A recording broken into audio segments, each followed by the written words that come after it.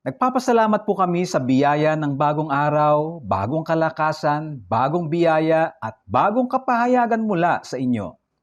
Patuloy na maging channel of your encouragement, empowerment, and enlightenment sa lahat ang kabuuan ng aming worship service sa araw na ito as the Spirit of Jesus guide and lead us to grow from glory to glory unto the image of Jesus. In Jesus' name we pray. Brothers and sisters, let us come together in singing and in dancing. Let us declare together our joy, our gladness. Let us shout out the name of God Most High. Praise the Lord.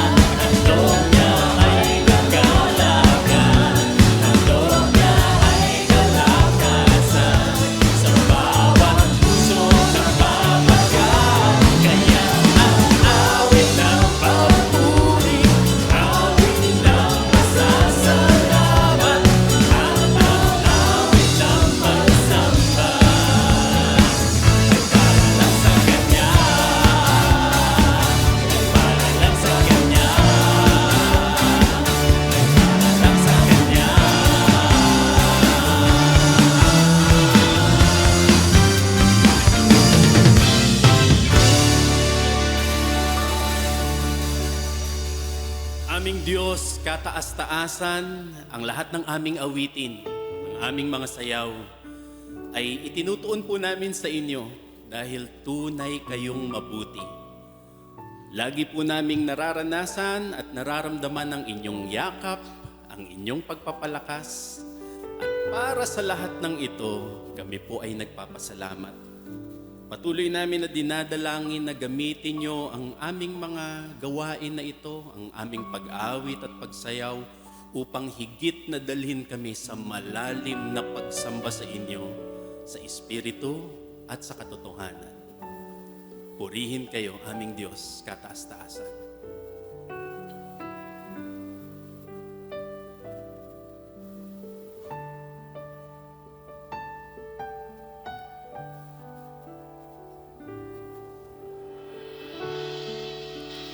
Kapayapaang nagmumula sa inyo.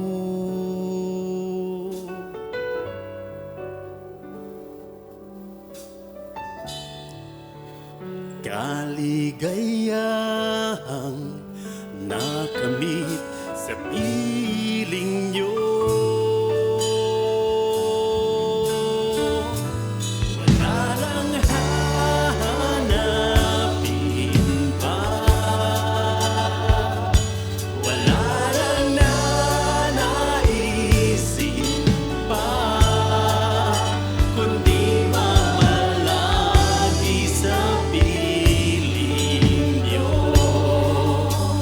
Aming Ama,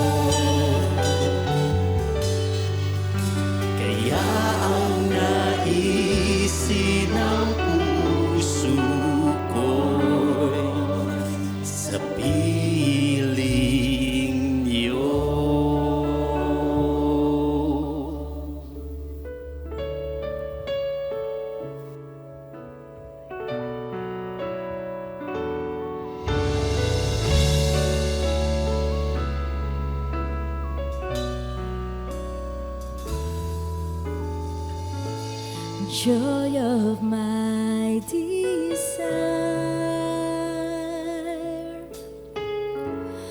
all-consuming fire,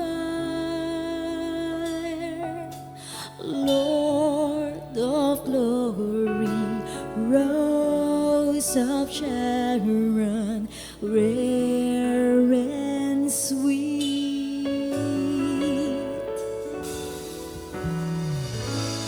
You are now my peace, comforter and friend, wonderful, so beautiful you are to me.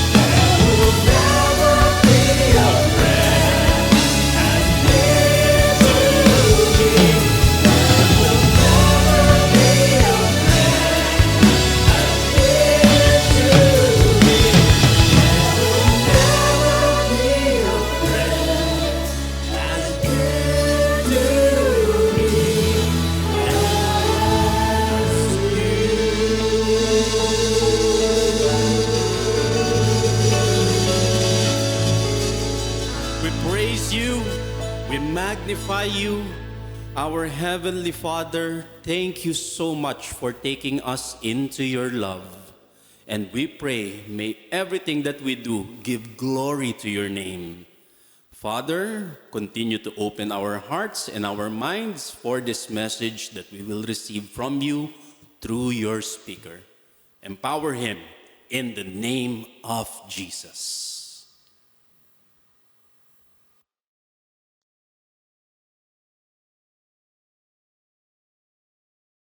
Matthew 21:22. Jesus says, if you believe, you will receive whatever you ask for in prayer. What is the role of belief or thought and action? Reminders to think and act in prayer. What is the role of belief and reminders in prayer? Ang pamagat ng pag-aaral natin, think it. Isipin mo ito. Isipin mo iyan. Isipin mo siya. Matthew 21:22, ulitin natin. Sabi ni Jesus, if you believe, you will receive whatever you ask for in prayer. Romans 8:26, we do not know what we ought to pray for, but the Spirit Himself intercedes for us through wordless groans. That's NIV. Sa ERV, we are very weak, but the Spirit helps us with our weakness. We don't know how to pray as we should, but the Spirit Himself speaks to God for us. He begs God for us, speaking to Him with feelings too deep for words. Matthew 21:22, if you believe, you will receive whatever you ask for in prayer. Sabi ng quantum physics, if you believe in what you think of, you can and will manipulate, actualize it. And this is the power of belief, faith, thought. Ngayon pa lang, meron na tayo agad na application sa ganitong mga katotohanan ng sinabi ni Jesus na tinatalsikan lang natin ang liwanag ng quantum physics para madagdagan yung appreciation natin ng sinasabi ni Jesus. Think of what you want. Believe in what you think of. Believe that God will give, has given it to you. And it can, it will be yours. It can, it will happen. Kaya sabi ng Matthew 21:22 na paulit-ulit na tayo, if you believe, you will receive whatever you ask for in prayer. 1 John 5:13, I write these things to you who believe in the name of the Son of God. And this is like saying, I write these things to you who believe in the name, in the meaning of the name, in the truth, life, grace, love, and freedom of the Son of God, of the image, the representative of God. I write these things to you who believe in the name of the Son of God, so that you may know that you have eternal life. You have eternal life, but you have to know that you have eternal life. Sabi sa Proverbs 23:7, for as he thinks in his heart, so is he. Proverbs 4:23, above all else, guard your heart, thought, feelings, for everything you do flows from it. Sinasabi natin, thinking, observing, and manipulating is what this is all about. Now, to believe is to think. Matthew 9:28-30, mangyari ang ayon sa inyong pananampalataya, at nakakita nga sila. Mark 11:23, truly I tell you, if anyone says to this mountain, go throw yourself into the sea, and does not doubt in their heart, but believes that what they say will happen, it will be done for them. Therefore, believe what you say, believe in what you think. Pag sinabi mo, hindi ka naman naniniwala, inisip mo, hindi mo naman pinaniniwalaan, kinokontra mo sarili mong iniisip, hindi matutupad. James 1:6, but when you ask, you must believe and not doubt, because the one who doubts is like a wave of the sea, blown and tossed by the wind. Belief, faith, meaning thought, word. Isipin, bigkasin ang pinaniniwalaan. At sinasabi nga, that's the power of the spoken word. Paniwalaan ang iniisip. Pero pag iniisip, sinasabi, dinarasal, pero di pinaniniwalaan ng lubos, hati, divided. double-minded. James 1, 6-8, when you ask God, you must believe. Don't doubt Him. Whoever doubts is like a wave in the sea that is blown up and down by the wind. People like that are thinking two different things at the same time. They can never decide what to do. So they should not think they will receive anything from the Lord. Have faith. And in other words, think. Matthew 15:28. Then Jesus said to her, "Woman, you have great faith. Your request is granted." Parang sinabi ng, you think so well. Your request is granted. Now here, one person's faith, thought, affects another person. Yung faith ng babae, tumalab sa kanyang anak. Quantum entanglement talks about that. When two or more particles link up in a certain way, in that case, mag-ina, no matter how far apart they are in space, their states remain linked. Tulad ng mother-anak, mga twins, mga lovers. Bakit parang yung isang sundalo, may nangyari sa kanya sa battlefield, naramdaman ng ina half a world away? Bakit yung nararamdaman nangyayari sa kakambal, nararamdaman ng kambal? At kung sobrang nag-iibigan ang magkasintahan, ang mag-asawa, ang nangyayari dun sa isa ay nadadama ng isa kahit magkalayo. Quantum entanglement ang tawag dyan sa quantum physics. Observations of one of the particles can automatically provide information about the other entangled particles, regardless of the distance between them.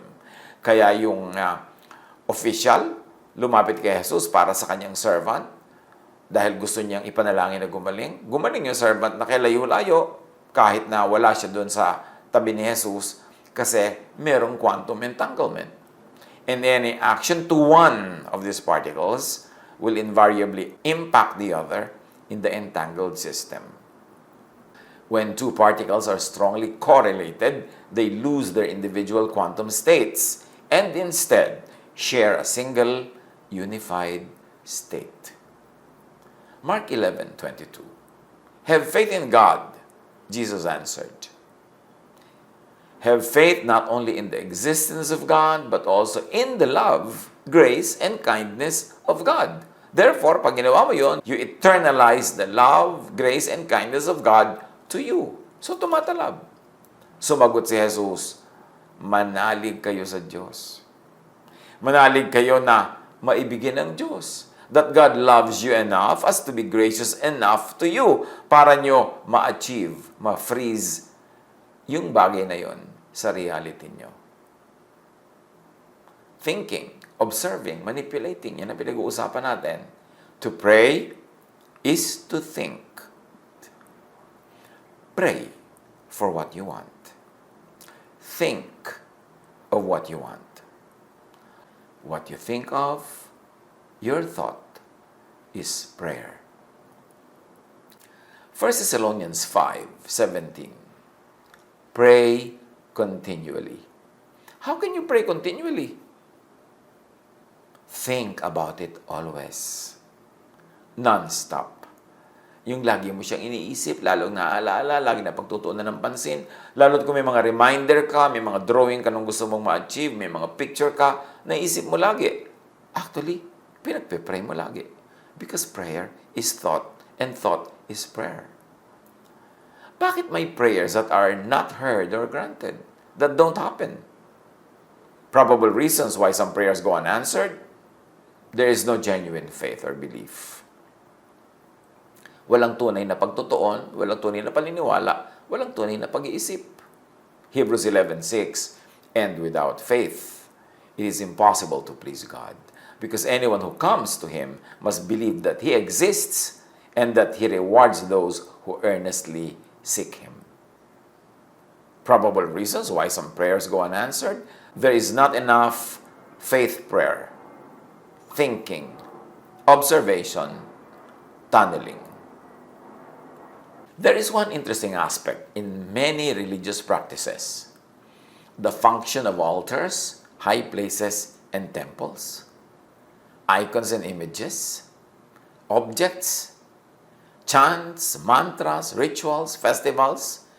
is the function to memorialize, to keep in mind, in thought, to make one people think, to keep observing, to attain Zeno effect in terms of quantum physics? If so, the believer should remember to think, not to get stuck in the reminder objects and stop there. Do not idolize and divinize the reminder. Sabi sa Bible, do not exchange the glory of God for images or for reminders. Bakit nga ba halos sa lahat ng mga major religions, may mga altar, may mga high places, may mga templo, may mga imahen, may mga sari-sari mga objects na bine-venerate, tinitingnan, hinihipo, sinasabit sa leeg, nilalagay sa dambana, may mga chants and mantras and rituals, may mga festivals at certain times of the year. Yung ba ay to memorialize para maalala kung ano yung ipinapaalala ng mga bagay na yon, to keep it in mind and thought, and to make one think of it all the time. In other words, in quantum physics, to keep observing, to attain Zeno effect. Kaya lang kuminsan, reminder lang dapat, naging poon na yung reminder itself. Dinyos na yung reminder lang. Kaya kuminsan may mga ima-imahin para maalala mo yung virtue na ipinapaalala ng imahin na yon, pero dinodyos na, ayaw tuloy. Sabi sa Biblia, Romans 1:22-23, although they claimed to be wise, they became fools and exchanged the glory of the immortal God for images made to look like mortal human being and birds and animals and reptiles. So yung mga prayer na hindi tumatalab, why it doesn't work? Mark 9:28-29. After Jesus had gone indoors, his disciples asked him privately, "Why couldn't we drive it out?" He replied, "This kind can come out only by prayer, by thinking, by observing, by tunneling." Yung kaya ang quantum physics equivalent ng sinasabi ni Jesus. It is fruitless to pray with the mouth without the counterpart thought and belief. Probable reasons why some prayers go unanswered. Maybe there is not enough observation or observers. Konti ang dalas ng pagdadasal, o konti ang nagdadasal, o napakahina ng dasal talaga at ng pananalig sa idinarasal. Quantum observation, one of the factors of the observer effect is the intensity of the observation. Another probable reason why some prayers go unanswered, there is not enough tunneling. Quantum physics tunneling, a phenomenon wherein a particle can pass through a barrier that normally it should not be able to pass through. If the probability is non-zero, this probability will always happen. If there is a possibility, no matter how small, it will manifest. A probable reason why some prayers go unanswered, there is no causing of the Zeno effect to happen. If a system is continuously observed, it will never decay. The quantum system is preserved. In all of this, ano ang lesson para sa atin? Ano ang practical mabibitbit nating lesson may iuwi kahit naintindihan natin o hindi yung mga quantum physics aspects of our discussion? Apply it agad. Keep praying. Keep thinking about what you're praying. Keep believing in it.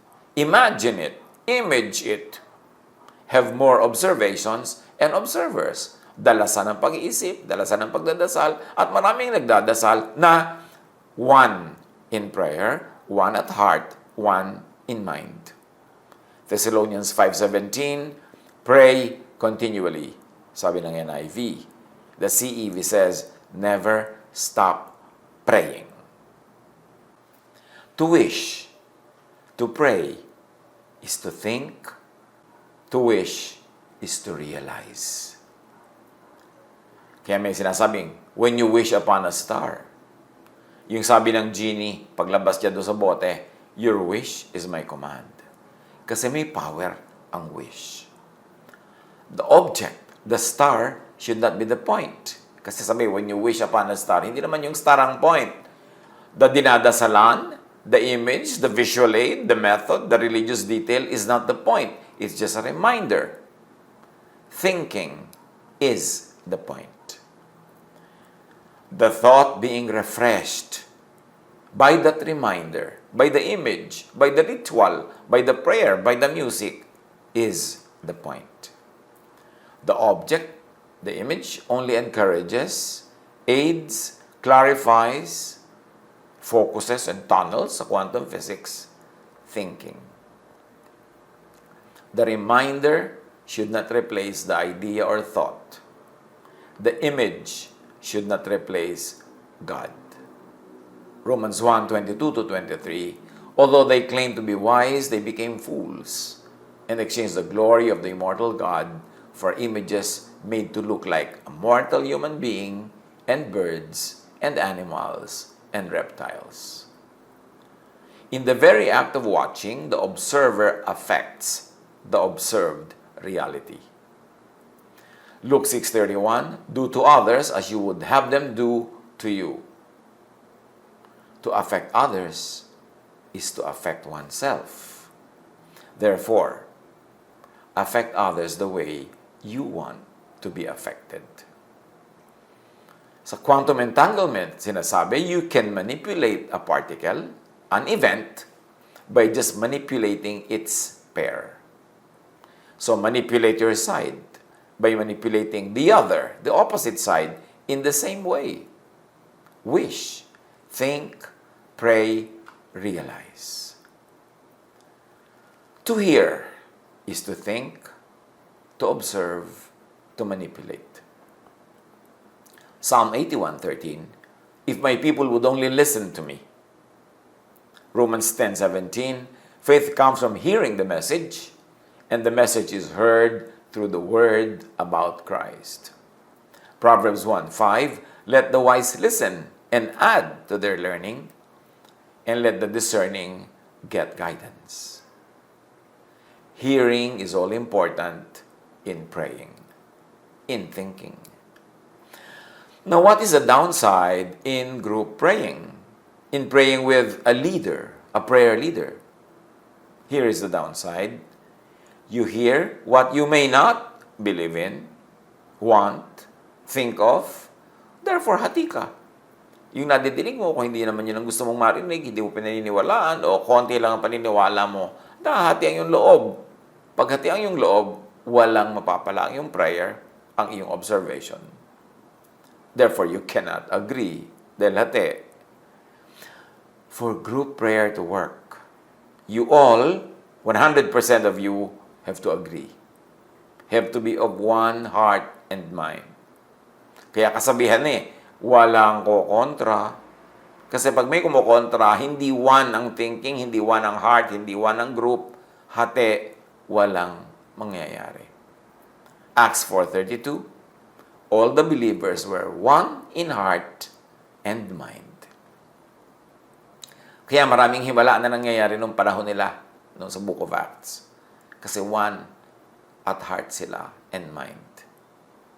Ngayon, kung ang dami-dami nyo, magpe-pray kayo together, hindi naman kayo talaga 100% one at heart, one in mind. Magkakaiba talaga kayo ng agenda, ng gusto, nadidistract ka pa kumisa sa sinasabi ng prayer leader, hindi mo gusto yung kanyang pronunciation, na lumilipad ang isip mo, mayroon kang ibang ginagawa, hindi kayo one. Kaya yan ang disadvantage ng group prayer. Without oneness in heart and mind, thought and feelings, belief, you won't be able to observe, to pray in unity. Therefore, you won't be heard. You won't be able to affect or create reality. You won't achieve the Zeno effect. Downside in group praying, in praying with a leader, you may not hear what you believe in, what you want, and what you think of. Baka yung talagang gusto mo, hindi yun ang nadidinig mo. Yung talagang gusto mong marinig, hindi yun ang sinasabi. So, hindi ka rin makaka-agree 100%. Therefore, nawawala ng bisa yung group prayer. And the Jesus solution sa issue na ito ng pagkawalang bisa pagka ang group ay hindi 100% in agreement, Matthew 6:6, but when you pray, sabi ni Jesus, go into your room and shut the door and pray to your Father who is in secret. And your Father who sees in secret will reward you. That is the Revised Standard Version. The easy-to-read version says, "But when you pray, you should go into your room and close the door. Then pray to your Father. He is there in that private place. He can see what is done in private, and He will reward you." Why pray alone in private? Why pray alone in private? So you don't have to hear other people? So you don't have to hear what you may not believe and agree in? So you don't have to hear what could distract and divide your thought? Why else should you be alone in prayer? So you can be quiet and not have to speak to define and explain or sell your thought sa mga kaprayer mo. So you can be quiet and not have to say too many words. So you can be quiet to hear yourself. Why pray alone in private? So you can hear the voice of the Holy Spirit. So you can be led in prayer by the Holy Spirit. You can be prayed for by the Holy Spirit. Gusto mong prayer leader? Let the Holy Spirit be the leader. Be alone with the Holy Spirit and you can be led 100%. Gusto mo na may nagpe-pray for you? Get prayed for by the Holy Spirit. Kasi mamaya, hiling ka ng hiling sa mga tao to pray for you. Kung hindi kayo in 100% agreement, hindi rin tatalab yung prayer na yon. Sabi sa Romans 8:26, the Spirit helps us. We are very weak, but the Spirit helps us with our weakness. We don't know how to pray as we should, but the Spirit Himself speaks to God for us. He begs God for us, speaking to Him with feelings too deep for words. By praying alone, in private, you give space and precedence to the Holy Spirit to be your partner, to be your prayer coach, partner, and intercessor. Ayaw mo pa nun, Holy Spirit? Relying too much on prayer armies, on go-betweens, could weaken and stunt one's personal prayer life, could franchise prayer to specialists, and crowd the Holy Spirit out of prayer. Thinking, observing, manipulating in prayer. To see is to think, is to, in quantum physics, observe, manipulate. Proverbs 11:27, whoever seeks good finds favor, but evil comes to one who searches for it. Seek good, get good. Seek evil, get evil. Kahit sa iba nakaukol ang masama, sa nag-iisip, sa nagdarasal pa rin pupunta ang bunga nito. Therefore, think of the good. Kasi yung iniisip mo, yun ang pupunta sa'yo. Parang sinabing, talbog sa akin, dikit sa'yo. Philippians 4:8, lagi ninyong isaisip ang mga bagay na karapat-dapat at kapuri-puri. Mga bagay na totoo, marangal, matuwid, malinis, kaibig-ibig, at kagalang-galang. Kasi, ang iniisip mo, ang tatanggapin mo. Yan ang mahalagang lesson natin ngayon. Na, lagi natin lalong inuunawa ang prayer now in the light of quantum physics. Ano nga ba ang kinalaman ng mga ibang ideya ng quantum physics sa itinuturo ng Biblia about prayer? To say, to think, is to observe, to manipulate. Colossians 4:6, let your conversation be always full of grace. Ecclesiastes 5:2, huwag kang pabigla-bigla sa pananalangin. Isipin mo munang mabuti ang ipapangako mo sa Kanya sapagkat nasa langit Siya at ikaw ay nasa lupa. Mag-ingat ka sa pagsasalita. In other words, tumatalab ang salitang binibitiwan. Kaya pag may nabitawan tapos gustong bawiin, yung iba sasabihin lang, knock on wood. Kasi parang gusto nilang bawiin yung kanilang sinabi. Matthew 12:36, but I tell you that everyone will have to give account on the day of judgment for every empty word they have spoken. Judgment is what people get for speaking. May consequence ang pagsasalita. What is the downside in leading and participating in group praying? You might lead or pray according to group expectation, according to the script, which may not be your personal conviction. The Jesus solution, Matthew 6:6. Ngunit kapag mananalangin ka, pumasa ko sa iyong silid at isara mo ang pinto. Saka ka manalangin sa iyong ama na hindi mo nakikita. At ang iyong ama na nakakakita ng ginagawa mo ng lihim, ang siyang magbibigay sa iyo ng gantimpala. What's the downside in leading and participating in group praying? You might pray to perform, to impress, to please others. Mark 6:4, matapos magpaalam, umakyat siya sa bundok upang manalangin. Para walang audience, walang kailangang i-please, walang agenda na kailangang sundin. Matthew 6:5-8, kapag nananalangin kayo, huwag kayong tumulad sa mga mapagkunwari. Mahilig silang manalangin, nakatayo sa mga sinagoga at sa mga kanto upang makita ng mga tao. Tandaan ninyo, tinanggap na nila ang kanilang gantimpala. Sa pananalangin ninyo, huwag kayong gagamit ng maraming salitang walang kabuluhan, gaya ng ginagawa ng mga hentil. Ang akala nila ay papakinggan sila ng Diyos dahil sa haba ng kanilang sinasabi. Huwag ninyo silang tutularan. Alam na ng inyong Ama na nasa langit ang inyong kailangan bago pa ninyo ito hingin sa Kanya. Prayer should not be to inform God. Prayer should not be to ask. Paano yung Lord's Prayer? Puro asking. Hindi naman sinabi ni Jesus na pray this literally. Sabi niya, pray like this. Pray in this manner. But this is another topic na dapat pag-usapan sa ibang panahon. To create, do, act, is to think. Proverbs 26:27, whoever digs a pit will fall into it. If someone rolls a stone, it will roll back on them. Proverbs 14:22, do not those who plot evil go astray, but those who plan what is good find love and faithfulness. To show, display, is to think. Matthew 6:17, but when you fast, put oil on your head and wash your face. To show, display, think, observe, manipulate the good.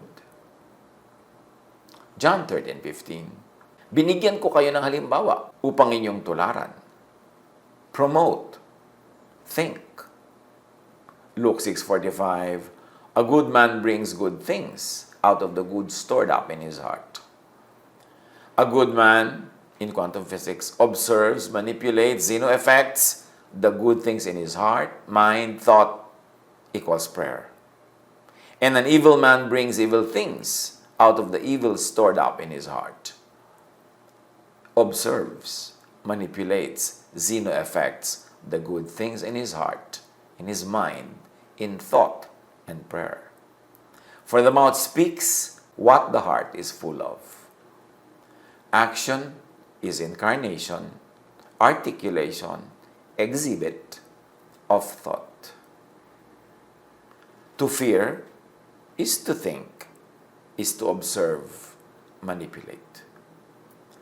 What you fear, you think of. What you think of, believe in, you make happen. What you fear, you realize. Job 3:25, ang kinakatakutan, iniisip ko, ang siyang nangyari sa akin. Ang pinakakaayawan, inisip ko, ang dumating sa akin. Ang iniisip, ang natutupad, nangyayari. Therefore, laging tinuturo ni Jesus at ang kanyang mga alagad, do not fear. Because what you fear is what you think of. What you think of will happen. 1 John 4:18, walang kasamang takot ang pag-ibig. at pinapawin ang ganap na pag-ibig ang anumang takot. Hindi paganap ang pag-ibig ng sino mang natatakot, sapagkat ang takot ay kaugnay ng parusa. Paano yan? Lagi tayong tinatakot. Laging may nananakot, naiisip mo tuloy, at pag naisip mo pala at pinaniwalaan mo, magaganap. Para hindi matakot, believe in God. And very importantly, believe in God's love and grace. Marami kasi sinasabi nila, I believe in God. Pero takot. Bakit? Naniniwala lang sila na may Diyos, pero hindi naniniwala ng lubos sa pag-ibig ng Diyos. Pag alam mong mahal ka ng Diyos, hindi ka paparusahan ng Diyos, ililigtas ka ng Diyos, lagi kanyang kukupin, doon palang nawawala yung takot. Pero kung naniniwala ka lang sa Diyos, pero hindi ka naniniwala sa kanyang pag-ibig, lalo't kung kinondisyon ka ng religion, tungkol sa Diyos na laging galit, nagpaparusa, mapanakit, di takot talaga ang magiging bunga ng paniniwala mo sa Diyos. Pag ang ipinilit ay God's justice or parusa, God's law, takot, fear ang bunga. Ang natatakot pa ay di papuspos sa pananalig at sa pag-ibig. To teach, to scare, is to think. Kaya pag lagi kang natatakot, dahil may tumatakot sa iyo. Pag lagi kang nananakot, natatakot ka rin. At pag nagkaisa-isa kayo lahat na matakot, matutupad yung kinakatakutan nyo kasi iniisip nyo at pininiwalaan. Ano pa man ang masasabi tungkol sa ating mga pinapag-aralang ito, konti lang ang pinakamahalaga matandaan. 1, to pray is to think. Your thoughts are prayers. Therefore, control your thoughts. Think only of what you want to happen. And think of what you want to happen. Because your thoughts, your thinking, they are all prayers. Yung ayaw mo, huwag mong isipin. Huwag mong paniwalaan at hindi matutupad. Yung pinaniniwalaan at iniisip, yun ang nangyayari. Isang malaking hiwaga. Tayo nilikha ng Diyos sa kanyang imahen, therefore, merong kapangyarihan ang ating thoughts. May kapangyarihan ang ating fear na tayo'y takutin at may kapangyarihan ang ating belief in God. Believe in God's grace and love para mawala yung fear. At ang mangyari ay yung iniibig, yung minamahal, yung kaibig-ibig. If anything is good or praiseworthy, think about such things because that's what will happen in your life. Ang prayer ay hindi lang yung merong this we pray in Jesus' name sa dulo o may amen sa dulo. Lahat ng tumatawid sa ating isip, lahat ng nagtatagal doon, tumitingkayad doon, humihiga doon, lahat ng namamalagi sa ating isip ay prayer. Kaya dapat bantayan ang iniisip. Bit, dala-dala natin ang kapayapaan o gulo dahil depende yon kung anong iniisip natin. Kung anong pinapayagan nating mamahay sa loob ng ating isip. Kontrolin, bantayan, disiplinahin ang pag-iisip, ang pagdarasal. At sabi ni Jesus, para makafocus ka talaga, pray alone. Para yung gusto mo lang ang sasabihin mo, yung gusto mo lang ang naririnig ng iyong isip, at hindi ka napipilitang maki-amen sa hindi ka naman talaga agree, kasi wala rin mangyayari paghati-hati. Masalimuot, mahiwaga ang prayer, pero pwedeng i-simplify. Your thoughts are your prayers. Watch your thoughts. Beautify your thoughts. Beautify your mind. Beautify your prayers. And beautify your reality. God bless us all.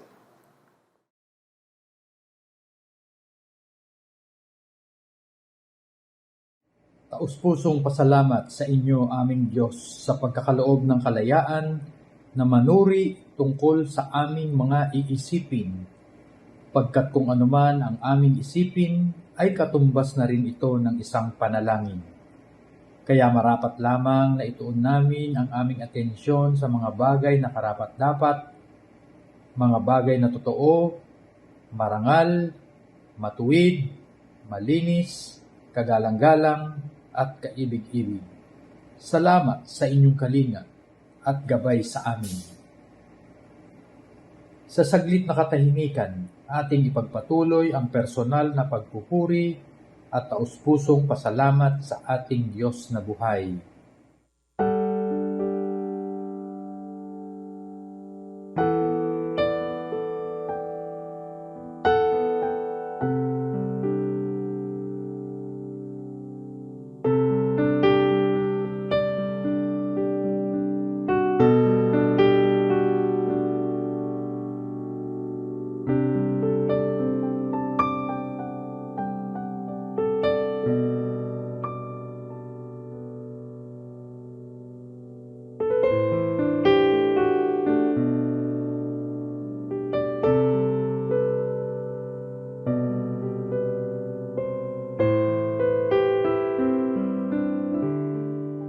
Muli po, Panginoon, aming ibinabalik ang aming mga handog sa ngalan ng aming tagapagligtas na si Kristo Jesus.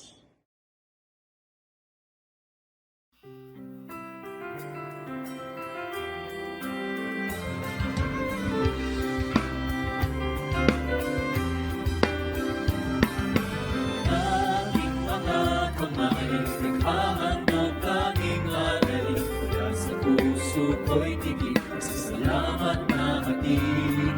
Upang salita niyo ay palaganapin, mapalawak ang mga langit na gawain.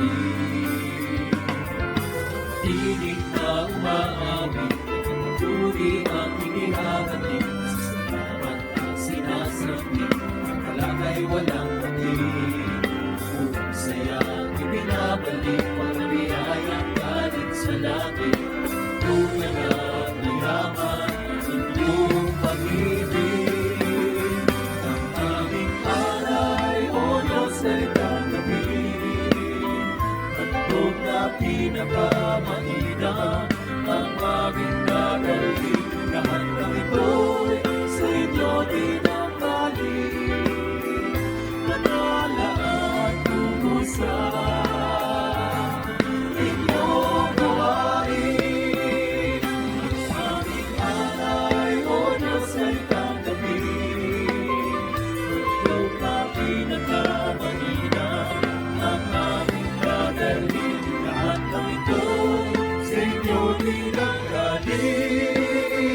Nakalaan tungo sa inyong gawain.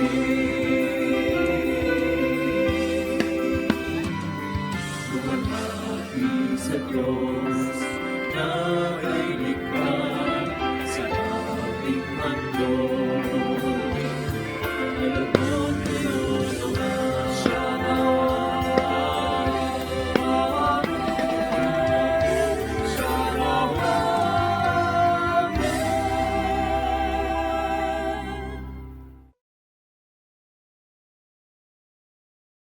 Naragi lang On September 28, Sunday at 3 p.m., Kaloob Philippine Music and Dance Ministry will stage sa Torogan, Maranao Music and Dances at Space 1 Ayala Mall. Everyone is welcome. Admission is free.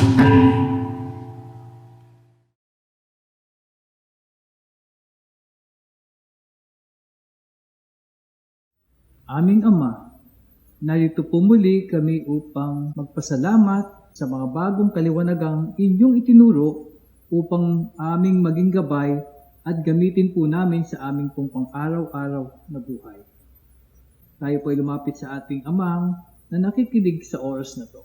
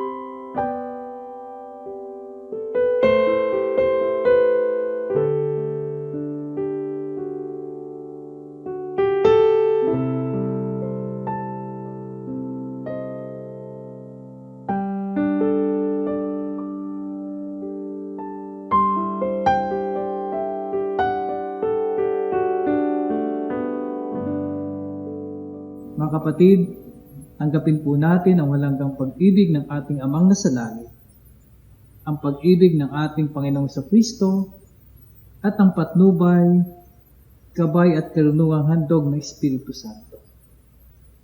Sa ating paghayo, patuloy po nating ipamalita ang pag-ibig ng Diyos na siyang nagbibigay sa atin ng kalakasan. Aming Diyos, maraming salamat. Ito po yung aming papuri at pagsamba sa Sa pangalan po ng aming Panginoong Jesus.